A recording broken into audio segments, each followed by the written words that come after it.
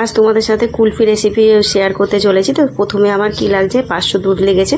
সেই দুধটা আমি এর মধ্যে ননস্টিকের মধ্যে দিয়ে দিয়েছি। এটা খুব সুন্দর করে ফোটাতে হবে।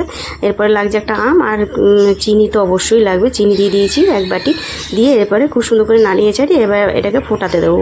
এবার আগের দিনে বাসি ভাত ছিল ফ্রিজে, সেই ভাতটাও দিয়ে দিয়েছি। ঠিক আছে, আমি এতে আর কিছু দিইনি, এই আম আর ভাত দিয়েই তৈরি করেছি। কুলফিটা ভীষণ ভালো তৈরি হয়েছে।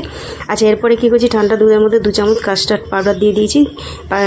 এটা ঠান্ডা দুধেই গুলবে, মানে গরম দুধে একদম গুলবে না, তাহলে দানা দানা হয়ে যাবে। তারপরে না ভালো একটু স্মেলের জন্য ভ্যানিলা এসেন্স দিয়ে দিয়েছি। দেওয়ার পর তোমরা যদি না চাও তোমরা স্কিপ করতে পারো, তোমরা মানে এলাচের গুঁড়োও দিতে পারো। আচ্ছা, এরপরে কি করেছি, ভালো করে এটাকে দেখো খুব সুন্দর ফুটিয়ে ঘনত্বটা তৈরি করে নিয়েছি। এবার ঠান্ডা করে নিয়ে মিক্সার জারে দিয়ে দিয়েছি 6-7টা কাজু, আর আমটা স্লাইস করে রেখেছিলাম সেটাও মিক্সার জারে দিয়ে খুব সুন্দর করে একটা পেস্ট করেছি। প্রথমে না পেস্টটা একটু দারদারা টাইপের হয়েছে, তারপরে আমি আরেকবার পেস্ট করে নিয়েছি, নিয়ে খুব স্মুথলি একটা মানে পেস্টটা তৈরি হয়েছে।